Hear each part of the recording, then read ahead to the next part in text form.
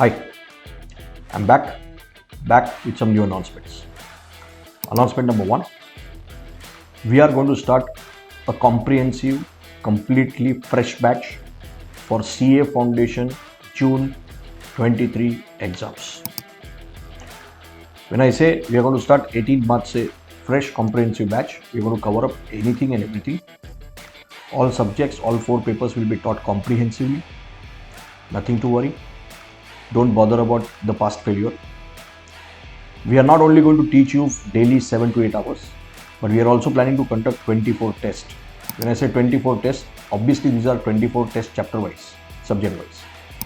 So if I take average, it will be 6 papers per paper. Well, that's not all. We will complete the portion by 15th of May or so, and post that we will have 3 prelims. In this video, I'm just trying to give you concrete information. For anything that you wish to know in detail, you can contact us on following numbers. Remember one thing, when going becomes difficult, you have to become the leader of your own life. Right? So become the leader, take the right decision. In life, everything else is temporary, but there is only one thing permanent, that is change. So if you're thinking about a change, yes, Shesh Educare is the place for you. Thank you so much.